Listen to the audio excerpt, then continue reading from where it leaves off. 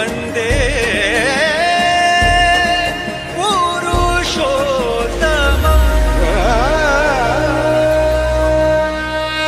परम दयाल परम प्रेममय श्री श्री ठाकुर चरण मोर प्रणाम। जगत जननी श्री श्री बड़मा चरण मोर प्रणाम। परम पूज्यपाद श्री श्री बड़दा चरण मोर प्रणाम। परम पूज्यपाद श्री श्री आचार्य चरण मोर प्रणाम। यही वीडियो देखुवा समस्त गुरु भाई और माँ मानू आंतरिक राव जयगुरु निवेदन करे।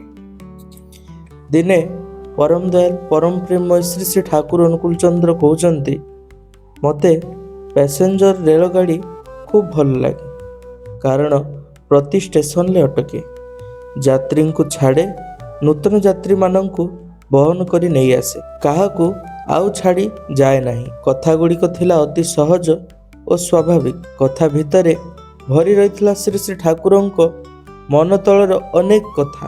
भक्तजन परिवेष्टित होई ठाकुर केतेबेले अति गभीर तत्व किंबा विज्ञानर अनाविष्कृत तथ्य मान खूब गंभीर होई कही जानती तो आउ केतेबेले रसिकतार सह अनेक आलाप आलोचना करती। प्रवीण भक्त मंडली परवर्ती समय सुजोग देखी प्रभु चरण रे अति विनयर सह पुराणा कथा तर्जमा करी खोजी बसंती। एहीपरि भावरे परम पुरुष पूर्व भंगिमारे नित्य नवीन आसर सृष्टि करिथांती। पैसेंजर रेलगाड़ीर कथाटी कही श्री श्री ठाकुर जेउ गहन कथा कहबाकू चाहुथिले ताहा एही जे से समस्तंकु संगरे नेई लीला रचना करबाकू चाहंती। नारी पुरुष शिशु वृद्ध साधु असाधु मूर्ख पंडित समस्तंकु से आश्रय देबाकू चाहंती। जिए जेते अलोड़ा अदरकारी हेउ पछे समस्ते तांकर माणिक धन से कोळेई नेइछंती समस्तंकु।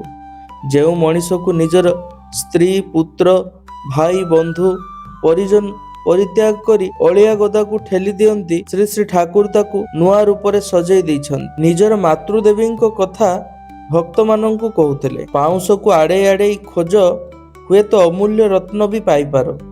एही कथा कहिबार तात्पर्य हैला श्री श्री ठाकुर काहा संबंध रे आशा हराउ नथिले, से थिले परम आशावादी। प्रिय परम ही जदि तुमर प्रभु प्रवृत्ति हुअंती तांकु परिपूर्ण करिबा ही जदि तुमर सौरथ संवेग हुए ताहेले तुमे रक्षा पाइगल। यह ही श्री श्री ठाकुरंक मतादर्श, यह ही वास्तव समर्पण। सद्गुरुंक प्रति एही वास्तव समर्पण बा शरणापन्न ही आनी दिए इष्ट कृपा। समर्पण ओ कृपालाभ परस्पर परिपूरक। शरणापन्न ईश्वर कृपार निर्झर आनी दिए और ईश्वर कृपा समर्पण को पूर्ण कर दिए।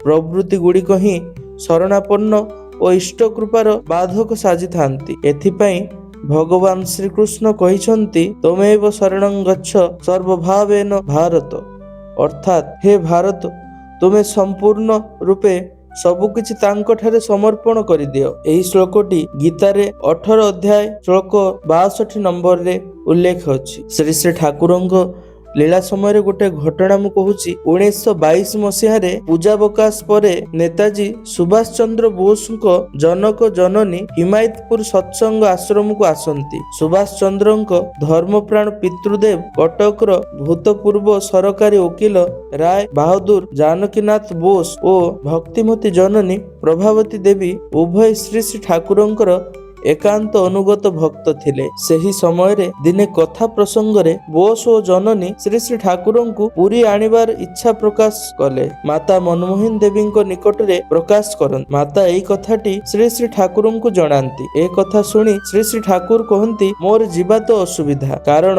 मोर जीवा संवाद पाइले सत्संगी माने जे जेउठी अछंती समस्ते पुरी जाई उपस्थित हेबे। से समस्तंकु संभाळिबा पई बोस मा ओ बोस दांकर बहुत कष्ट हेबो। से कथा सुनी जानकी बाबू ओ प्रभावती माँ उभय कहिले आमे सेथिपाई प्रस्तुत अछु, भक्त मानकर सेवा करिबु। एहाठारु अर्थ व्ययर श्रेष्ठ सार्थकता केउंठी? सेमानंकर कथा सुनी श्री श्री ठाकुर पुरी जीवा प्रस्ताव रे राजी होई गले। प्रथमे श्री सुशील चंद्र बसु श्री श्री बड़मा ओ ठाकुर परिवारर अन्यान्य समस्तंकु नेई पुरी बाहरिले। पुरी आर्मस्ट्रंग रोड रे अवस्थित जानकी बाबूंको पितांको नाम रे थिबा घर हरनाथ लॉज रे पहुंचिले। परे 31 डिसेंबर 1922 ମସିହାରେ ଶ୍ରୀ ଶ୍ରୀ ମା ଶ୍ରୀ ଶ୍ରୀ ଠାକୁର, ଶ୍ରୀ ଶ୍ରୀ ବଡ଼ଦା, ଅନନ୍ତ ମହାରାଜ, ନଫର ଘୋଷ ପ୍ରଭୃତିଙ୍କ ସହିତ ପୁରୀ ଉଦ୍ଦେଶ୍ୟରେ ବାହାରିଲେ ଏବଂ ସେମାନେ 2 ଜାନୁଆରୀ 1923 ମସିହାରେ ସେହି ହରନାଥ ଲଜରେ ପହଞ୍ଚିଲେ। ଏହା ଉଲ୍ଲେଖଯୋଗ୍ୟ ଯେ ପରମ ପୂଜ୍ୟପାଦ ଶ୍ରୀ ଶ୍ରୀ ବଡ଼ଦା ମାତ୍ର 11 ବର୍ଷ ବୟସରେ ଶ୍ରୀ ଶ୍ରୀ ଠାକୁରଙ୍କ ସାଥିରେ ପ୍ରଥମ କରି ଶ୍ରୀକ୍ଷେତ୍ର ପୁରୀରେ ଶୁଭ ପଦାର୍ପଣ କରିଥିଲେ। ଏହିପରି ଭାବରେ ପ୍ରଥମ ଥର ଶ୍ରୀ ଶ୍ରୀ ଠାକୁର ଓ ଶ୍ରୀ ଶ୍ରୀ ବଡ଼ଦା ବଡ଼ମା ଓଡ଼ିଶାରେ ପଦାର୍ପଣ କରିଥିଲେ। ଆଜିର ପ୍ରସଙ୍ଗଟିକୁ ଆମେ ଯିବା। ଶ୍ରୀ ଶ୍ରୀ ଠାକୁରଙ୍କ ଦୃଷ୍ଟିରେ ମହାଦେବ ବା ଶିବ କହିଲେ ଏହି ଆମ୍ଭମାନଙ୍କର ଚିତ୍ତ ଜଗତରେ ଗୋଟିଏ ମୂର୍ତ୍ତିର ଉଦୟ ହୁଏ, ଯିଏକି ଯୋଗାସନରେ ଉପବିଷ୍ଟ, ବାଘଛାଲ ପରିହିତ, ତ୍ରିଶୂଳ ଓ ଡମ୍ବୁରୁଧାରୀ, ଗଳା ସର୍ପବୃତ ଇତ୍ୟାଦି। କିନ୍ତୁ ଏପରି ଏକ ମଣିଷ ଆମେ କେବଳ ପୁସ୍ତକର ପୃଷ୍ଠାସ୍ଥ ଛବି ଏବଂ ପଥର ବା ମାଟିର ପ୍ରତିମା ମଧ୍ୟରେ ଦେଖିବା ବ୍ୟତୀତ ବାସ୍ତବରେ ଏପରି ଦେଖିବାକୁ ପାଉନା। ଅଥଚ ବହୁ କାଳରୁ ହିଁ ଶିବ ପୂଜା ସାଡମ୍ବରେ ପାଳିତ ହୋଇ ଅଛି। ଶିବ ଉପାଖ୍ୟାନ ନାନା ଭାବରେ ପୁରାଣ, ଗାଥା, କାବ୍ୟ, ଶିଳ୍ପକଳାରେ ବର୍ଣ୍ଣିତ। ଭାରତରେ ଏକ ସୁବିପୁଳ ଜନସମାଜ ଶୈବ କୃଷ୍ଟିର ଅନୁଶୀଳନ କରି ଚାଲିଛି। ପୌରାଣିକ ସକଳ ବ୍ୟକ୍ତିତ୍ୱର ହିଁ ବାସ୍ତବ ଅସ୍ତିତ୍ୱ ଥିଲା। ସେମାନେ ବା ସେମାନଙ୍କର ଏପରି ଲୋକ ଏହି ଦୁନିଆରେ ବସବାସ କରୁଥିଲେ। ପରବର୍ତ୍ତୀ କାଳରେ ସେମାନେ ଦେବତାରେ ରୂପାନ୍ତରିତ ହୋଇଛନ୍ତି। ପରମ ପ୍ରେମମୟ ଶ୍ରୀ ଶ୍ରୀ ଠାକୁର ତାହିଁ କହିଛନ୍ତି ଯେ ଆହୁରି କହିଛନ୍ତି, ବିଦ୍ ଧାତୁରୁ ଦୀପ୍ତି, ଦେବତା ଶବ୍ଦର ଉଦ୍ଭବ, ଇଷ୍ଟାନୁଗ ସାଧନା, କର୍ମ ଓ ଲୋକସେବାର ଭିତର ଦେଇ ସେମାନେ ଦୀପ୍ତିମାନ ଚରିତ୍ରର ଅଧିକାରୀ ହୋଇ ଉଠିଛନ୍ତି। ସେଇମାନେ ହିଁ ଦେବତା ବୋଲି ପରିଗଣିତ ହୋଇଛନ୍ତି। ଶିବ ନାମରେ ବି ପୂର୍ବ କାଳରେ ଜଣେ କେହି ଥିଲେ। ଚରିତ୍ର ବ୍ୟକ୍ତିତ୍ୱ ଦ୍ୱାରା ସେ ତତ୍କାଳୀନ ସମାଜରେ ପ୍ରଭାବ ବିସ୍ତାର କରିଥିଲେ। ତାଙ୍କର ଆଦର୍ଶ ଓ ଭାବଧାରା ଦେଶର ସୁପ୍ରଚାରିତ ବି ହୋଇଥିଲା। କିଏ ଏହି ଶିବ? ଶିବ ଶବ୍ଦର ମାନେ ହିଁ ମଙ୍ଗଳ। ତେଣୁ ଯିଏ ପରମ ମଙ୍ଗଳମୟ, ଯିଏ ନିଖିଳ କ୍ଷମା ବିଧାତା, ସେ ହିଁ ଶିବ। ପୁଣି ଶିବ ଶବ୍ଦର ଉତ୍ପତ୍ତି ଶ୍ରୀ ଧାତୁ ଶୟନରୁ, ତା ମାନେ ସବୁକିଛି ଯାହାଙ୍କ ମଧ୍ୟରେ ସାଇତ ବା ଅଧିଷ୍ଠିତ, ଯିଏ ସମସ୍ତଙ୍କର ହିଁ ଆଶ୍ରୟ। ମଙ୍ଗଳକୁ ଆଶ୍ରୟ ନ କରି କିଏ ବଞ୍ଚିପାରେ? ତେଣୁ ଶିବ ସମସ୍ତଙ୍କର ହିଁ ଆଶ୍ରୟସ୍ଥଳ। ତାଙ୍କର ଆଉ ଗୋଟିଏ ନାମ ଶମ୍ଭୁ। ସମ୍ ମାନେ କଲ୍ୟାଣ ଏବଂ ଭୂ ଧାତୁ ମାନେ ହେବା। ଯିଏ କଲ୍ୟାଣ ରୂପୀ ହୋଇ ଅଛନ୍ତି ବା ମୂର୍ତ୍ତ କଲ୍ୟାଣ, ସେ ହିଁ ଶମ୍ଭୁ। ଏହିପରି ଭାବରେ ପ୍ରାଣୀଗଣଙ୍କର କଲ୍ୟାଣ କରିବାକୁ ହୁଏ, ତାହା ତାଙ୍କର ଆଚରଣରେ ନିୟତ ପ୍ରକାଶିତ। ଆଉ ଏହି କଲ୍ୟାଣ କରିବା ପଥରେ ବି ଅନେକ ରକମର ବାଧାବିଘ୍ନ ଆସି ଉପସ୍ଥିତ ହୁଏ, ବହୁ ପ୍ରତିଘାତ ଆସେ। କାରଣ ଶ୍ରେୟାଂଶୀ ବହୁ ବିଘ୍ନାନି, ଶୁଭ କର୍ମରେ ଅନେକ ବାଧା। ସେହି ସବୁ ବିରୁଦ୍ଧ ଶକ୍ତି ଜୟ କରି ଶିବ ବ୍ୟକ୍ତିତ୍ୱ ଯିଏ, ସିଏ ତାଙ୍କ ଉଦ୍ଦେଶ୍ୟ ସାଧନ କରନ୍ତି। ସଂସାରର ବିଭିନ୍ନ ଝଡ଼ ଝଞ୍ଜାର ମଧ୍ୟ ଦେଇ ଯେଉଁଠି ହଳାହଳ ଉଠେ, ତାହା ସେ ନିଜେ ଗ୍ରହଣ କରନ୍ତି। ଜଗତକୁ ବିଷମୁକ୍ତ କରି ରଖନ୍ତି। ତେଣୁ ସେ ନୀଳକଣ୍ଠ। ସେ ଜୀବର କଲ୍ୟାଣ ଚାହାନ୍ତି। ଅମଙ୍ଗଳ ବିଷୟରେ ଯେପରି କେହି ଜର୍ଜରିତ ନ ହୁଅନ୍ତି, ତାହା ହିଁ ତାଙ୍କର ଲକ୍ଷ୍ୟ। ଏହି ପୃଥିବୀରେ ଶିବମୟ ବ୍ୟକ୍ତିତ୍ୱ ନେଇ ଯେଉଁ ପୁରୁଷ ଯେତେବେଳେ ହିଁ ଆବିର୍ଭୂତ ହୁଅନ୍ତି, ତାଙ୍କ ଚରିତ୍ର ସେହିଭଳି ହୋଇ ଉଠେ। ତେଣୁ ତ ସେ ଭୂତନାଥ, ଭୂତେଶ, ଭୂତ ଭାବନ। ଭୂତ କହିଲେ ଆମେ ବୁଝନ୍ତି କେତେ ଗୁଡ଼ିଏ ଉଦ୍ଭଟ ଚେହେରାର ମଣିଷ ତୁଲ୍ୟ ପ୍ରାଣୀ କଥା ବୁଝୁ। ତା କିନ୍ତୁ ନୁହେଁ। ଭୂତମାନେ ଯାହା କିଛି ହୋଇଅଛି, ଅର୍ଥାତ୍ ସ୍ଥାବର ଜଙ୍ଗମ ଯାହା କିଛି, ପ୍ରାଣୀକୁଳ କିପରି ଭାବରେ ସୁସ୍ଥ ରହିବେ, ଭଲ ରହିବେ, ତାହା ହିଁ କରି ଚାଲନ୍ତି ମହାଦେବ। ତେଣୁ ସେ ଭୂତନାଥ, ସମସ୍ତଙ୍କ ପ୍ରାଣର ଦେବତା। ଭୂତ ନେଇ ହିଁ ତାଙ୍କର ଚଲାବୁଲା। ମହାଦେବଙ୍କ ପାଖରେ ସବୁବେଳେ 2 ଜଣ ଅନୁଚର ଥାନ୍ତି, ନନ୍ଦୀ, ଭୃଙ୍ଗୀ। ସେମାନେ କିଏ? ସେମାନେ 2ଟି ଶକ୍ତି। ନନ୍ଦୀ ଶବ୍ଦର ଉତ୍ପତ୍ତି ନନ୍ଦ ଧାତୁରୁ, ମାନେ ଆନନ୍ଦ। ଆଉ ଭୃଙ୍ଗୀ ଶବ୍ଦଟି ଆସିଛି ଭ୍ରୁ ଧାତୁରୁ, ମାନେ ଭରଣ ପୋଷଣ ଓ ଧାରଣ। ମହାଶକ୍ତିଶାଳୀ ମହାଦେବ ଯିଏ, ତାଙ୍କ ଭିତରେ ଏହି 2ଟି ଶକ୍ତି ସ୍ୱତଃସ୍ଫୂର୍ତ୍ତ। ତାଙ୍କ ସାନ୍ନିଧ୍ୟକୁ ଯାଇ ମଣିଷ ନିରାବିଳ ଆନନ୍ଦ ଲାଭ କରେ, ଦୁଃଖ କଷ୍ଟ ଜୟ କରିବାର ଶକ୍ତି ଲାଭ କରେ। ଏଇ ହେଲା ନନ୍ଦୀ ଶକ୍ତି। ସାଥେ ସାଥେ ପାଏ ପ୍ରେରଣା ତାର ବୈଶିଷ୍ଟ୍ୟ ଅନୁପାତି ପରିବେଷଣ, ବିଚ୍ଛିନ୍ନତାବାଦ ଓ ତମ ଭାବକୁ ଜୟ କରିବାର ଶକ୍ତି ଲାଭ କରେ। ଫଳସ୍ୱରୂପ ମଣିଷର ସହ୍ୟ, ଧୈର୍ଯ୍ୟ ଓ ଅଧ୍ୟବସାୟ ଆଦି ଗୁଣରାଜି ବିକଶିତ ଏବଂ ବର୍ଦ୍ଧିତ ହୁଏ। ଏହି ହେଲା ଭୃଙ୍ଗୀ ଶକ୍ତିର କ୍ରିୟା। ସଂସାର ସମାଜରେ ଚାଲିବାକୁ ହେଲେ ହିଁ ମଣିଷର ଏଇ ସବୁ ଗୁଣ ହିଁ ରହିବା ଏକାନ୍ତ ପ୍ରয়োଜନ, ନହେଲେ ଜୀବନରେ ସାଫଲ୍ୟ ମିଳେ ନା। ଆଉ ଇଷ୍ଟନୁଗ କର୍ମ, ଜ୍ଞାନ ଓ ଭକ୍ତିର ଅନୁଶୀଳନର ଭିତରେ ଦେଇ ଯେ ଯେତେ ଦ୍ୟୁତିମାନ ଚରିତ୍ରରେ ଅଧିକାରୀ ହୋଇ ଉଠିଛନ୍ତି, ସେ ସେତେ ଏହି ସବୁ ବିଶେଷ ଗୁଣର ସହଜ ଭାବେ ଅଭିଷିକ୍ତ। ଆମେ ବହିରେ ପଢୁ ବା ନାଟକରେ ଦେଖୁ ଯେ ନନ୍ଦୀ ଭୃଙ୍ଗୀର କାମ ହେଲା ଶିବଙ୍କ ନିକଟରେ ବସି ଭାଙ୍ଗ ବାଟିବା। ଭଗବାନ ଶିବଙ୍କୁ ଖୁଆଇବା ସହିତ ସେମାନେ ନିଜେ ବି ପରମାନନ୍ଦରେ ସିଦ୍ଧିପାନ କରନ୍ତି।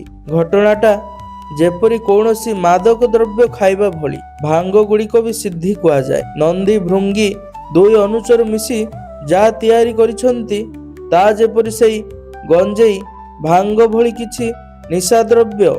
କିନ୍ତୁ ଯିଏ ମହାଦେବ, ମହାମାୟା ପାର୍ବତୀଙ୍କର ସ୍ୱାମୀ, କାର୍ତ୍ତିକ ଗଣେଶ ଯାହାଙ୍କର ବରପୁତ୍ର, ଲକ୍ଷ୍ମୀ ସରସ୍ୱତୀଙ୍କ ପରି ସର୍ବସୁଲକ୍ଷଣ କନ୍ୟା ଯାହାଙ୍କର, ସେ କଣ ଏଇ ସାଧାରଣ ନିଶାଖୋରଙ୍କ ପରି ଭାଙ୍ଗ ଖାଇ ଦିନ କାଟନ୍ତି? ପ୍ରକୃତରେ ଅସଲ କଥା ତେବେ କଣ? ଯୁଗ ପୁରୁଷୋତ୍ତମ ଶ୍ରୀ ଶ୍ରୀ ଠାକୁର ଅନୁକୂଳ ଚନ୍ଦ୍ର କହିଲେ ଯେ ଏ ଭାଙ୍ଗ କୌଣସି ମାଦକ ଦ୍ରବ୍ୟର ନିଶା ନୁହେଁ, ଏ ହେଲା କର୍ମରେ କୃତାର୍ଥ ହେବାର ପରମାନନ୍ଦ ତଥା ଆତ୍ମପ୍ରସାଦ। ନନ୍ଦୀ ଆନନ୍ଦଦାୟୀ ଶକ୍ତି ଏବଂ ଭୃଙ୍ଗୀ ଭରଣ ପୋଷଣକାରୀ ଶକ୍ତି।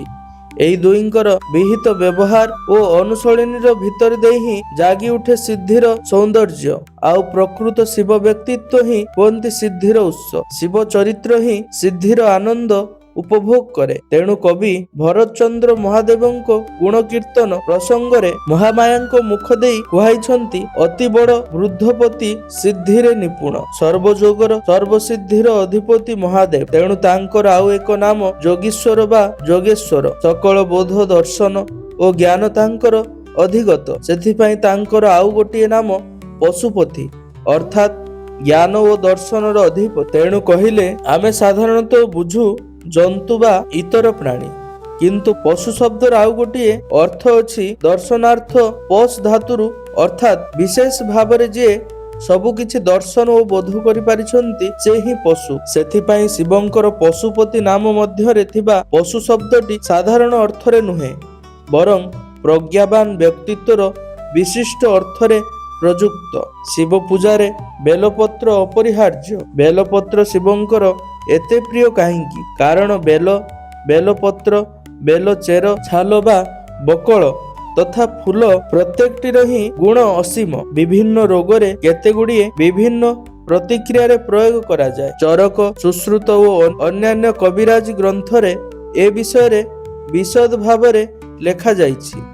ବିହିତ ମାତ୍ରାରେ ଏଗୁଡ଼ିକ ବ୍ୟବହାର କଲେ ଜ୍ୱର, ବାତ, ଉଦର ଘଟିତ ପୀଡ଼ା ପ୍ରଭୃତି ବହୁ ରୋଗର ଉପଶମ ହୁଏ। ଏହି ସବୁ କାରଣରୁ ବେଲପତ୍ରରେ ଶିବ ଅତି ତୁଷ୍ଟ। ସୁସ୍ଥ ଦେହ ଓ ମନ ନେଇ ପରିବେଶ ବଞ୍ଚି ରହିବାର କୌଶଳ ଶିବଙ୍କର ଅବଗତ। ତେଣୁ ତାଙ୍କର ଆଉ ଗୋଟିଏ ନାମ ବୈଦ୍ୟନାଥ। ବୈଦ୍ୟନାଥ ଶବ୍ଦର ଉତ୍ପତ୍ତି ବିଦ୍ ଧାତୁରୁ, ଅର୍ଥ ଅସ୍ତିତ୍ୱ, ବର୍ତ୍ତମାନ ରହିବା। ବୈଦ୍ୟ ସେ ହିଁ ଯିଏ ବିଦ୍ୟମାନତାର ମରକୋଚ ଜାଣନ୍ତି। ସତ୍ତାଘାତୀ ଯାହା ଜୀବନକୁ ଅସୁସ୍ଥ ଓ ତ୍ରସ୍ତ କରି ତୋଳେ, ତାର କାରଣ ଅପସରଣ କରି ଜୀବନକୁ ସୁସ୍ଥ ଓ ସ୍ୱସ୍ଥ କରିବାର ରହସ୍ୟ ଜାଣନ୍ତି। ବୈଦ୍ୟମାନଙ୍କର ପ୍ରଭୁ ଯିଏ, ସେ ହିଁ ବୈଦ୍ୟନାଥ। ମଙ୍ଗଳମୟ ଶିବଙ୍କଠାରେ ବୈଦ୍ୟନାଥତ୍ୱ ସତ୍ତ୍ୱ ଉଚ୍ଚାରିତ ହୋଇଥାଏ। ମହାଦେବଙ୍କର ବୃଷଭ ବାହନ, ବୃଷଭ ହେଲା ଧର୍ମର ପ୍ରତୀକ। ସେ ଚତୁଷ୍ପଦ। କଥାରେ ଅଛି, ଧର୍ମ ଯେତେବେଳେ ଚତୁଷ୍ପଦ, ସେତେବେଳେ ହିଁ ସେ ପୂର୍ଣ୍ଣ ମହିମାରେ ବିକଶିତ। ମନୁସଂହିତାରେ ଏହା ବର୍ଣ୍ଣିତ। ତାର ମାନେ ଜୀବନର ପ୍ରତିଟି କ୍ଷେତ୍ରରେ ହିଁ ତା ଅଭିବ୍ୟକ୍ତ। ଏଠାରେ ବୃଷ ସେଇ ପରିପୂର୍ଣ୍ଣ ଧର୍ମର ପ୍ରତୀକ, ଆଉ ମୂର୍ତ୍ତ ମଙ୍ଗଳ ଶିବ ଯିଏ ସେଇ ପରିପୂର୍ଣ୍ଣ ଧର୍ମ ଉପରେ ହିଁ ପ୍ରତିଷ୍ଠିତ। ତାଙ୍କର ଚଲା ବୁଲା, କାମ ଭାବ ସବୁ ହିଁ ଧର୍ମାଶ୍ରୟୀ। ମହାଦେବଙ୍କର ଗାତ୍ରବର୍ଣ୍ଣ ରଜତ ଗିରିନୀବ, ଅର୍ଥାତ୍ ରୂପାଲି ପର୍ବତ ଭଳି ଶୁଭ୍ର ବର୍ଣ୍ଣ। ଧଳା କାହିଁକି? ଧଳା ରଙ୍ଗ ହେଲା ସବୁ ରଙ୍ଗର ସମାହାର, ସମସ୍ତ ବର୍ଣ୍ଣ ସକଳ ବିଭିନ୍ନତା ତାଙ୍କଠାରେ ଆସି ସମନ୍ୱୟ ଲାଭ କରିଛି। ସକଳ ତତ୍ତ୍ୱ ଓ ତଥ୍ୟର ସାର୍ଥକ ସମାହାର ସେ, ତାର ପ୍ରତୀକ ହିଁ ସେଇ ଶ୍ଵେତବର୍ଣ୍ଣ। ମହାଦେବଙ୍କ କଣ୍ଠରେ ସାପ ଥାଏ, ତେଣୁ ତାଙ୍କର ଆଉ ଏକ ନାମ ଫଣୀଭୂଷଣ। କଣ୍ଠ ଦେଶରେ ସେଇ ସାପର ଅସ୍ତିତ୍ୱକୁ ନାନା ଲୋକ ନାନା ଦିଗ ଦେଇ ବ୍ୟାଖ୍ୟା କରିଛନ୍ତି, କିନ୍ତୁ ପରମ ଦୟାଲ ଶ୍ରୀ ଶ୍ରୀ ଠାକୁରଙ୍କ ନିକଟରୁ ଆମେ ଜାଣିଛୁ ସେହି ସାପ ହେଲା ସର୍ପ ପରି ଖଳ ହିଂସ୍ର ବ୍ୟକ୍ତିର ପ୍ରତୀକ। ସମାଜରେ ସାପ ଚରିତ୍ରରେ ଲୋକ ଅନେକ ଅଛନ୍ତି। ମହାଦେବ ସେମାନଙ୍କୁ ପ୍ରେମରେ ବଶୀଭୂତ କରି ତାଙ୍କ ନିକଟରେ ରଖିଦିଅନ୍ତି, ଯଦ୍ୱାରା ସେମାନେ ବାହାରକୁ ଯାଇ ବୃହତ୍ତର ସମାଜର କ୍ଷତି କରିପାରନ୍ତି ନାହିଁ। ସେମାନଙ୍କ ଭିତରେ ବି ଯେଉଁ ସତ୍ତାପ୍ରୀତି ଅଛି ତାହାକୁ ଉସ୍କେଇ ଦେଇ ସେମାନଙ୍କ ଦ୍ୱାରା ଲୋକମଙ୍ଗଳ ଯେତିକି କରିବା ସମ୍ଭବ ତାହା ବି କରାଇ ଦିଅନ୍ତି। ଏହି ହେଲା ଶିବ ଭାବର ବୈଶିଷ୍ଟ୍ୟ। ସେ ଯେ ଭୂତପତି ଭୂତେଶ, କାହାକୁ ବାଦ୍ ଦେବେ କିପରି? ତାଙ୍କ ରାଜତ୍ୱର ବାହାରେ କେହି ନାହିଁ, କିଛି ବି ନାହିଁ। ବିଶ୍ୱ ଦୁନିଆରେ ଯେଉଁମାନେ କୁପଟ କୁଟିଳ ସେମାନଙ୍କର ବି ଦୂରେଇ ଦେଇପାରନ୍ତି ନାହିଁ। କୁଶଳ କୌଶଳୀ ସୁନିୟନ୍ତ୍ରଣ ଭିତରେ ଦେଇ ସେମାନଙ୍କ ଅନ୍ତରରେ ନିଷ୍ଠା ଅନୁଗତ୍ୟ ବୃତ୍ତି ସମ୍ବେଗର ଚେତନା ଜାଗ୍ରତ କରି ସେମାନଙ୍କୁ ଶ୍ରେୟ ପ୍ରବୃଦ୍ଧ କରି ତୋଳନ୍ତି। ସମସ୍ତ ଅସତକୁ ସେ ସତରେ ଏବଂ ଶୁଭକୁ ଶୁଭରେ ନିୟନ୍ତ୍ରିତ କରନ୍ତି। ଆଜିର ଆଲୋଚନାଟିକୁ ଏଇଠି ସମାପ୍ତ କରିବା। ଆଜିର ଭିଡ଼ିଓ ଦେଖୁଥିବା ସମସ୍ତ ଗୁରୁ ଭାଇ ଓ ମା ମାନଙ୍କର ଶାନ୍ତି ସ୍ୱସ୍ତି ସେହି ପରମ ପିତାଙ୍କ ଠାରେ ପ୍ରାର୍ଥନା କରି ଆଜିର ଭିଡ଼ିଓକୁ ଏଇଠି ସମାପ୍ତ କରିବା। ଜୟ ଗୁରୁ।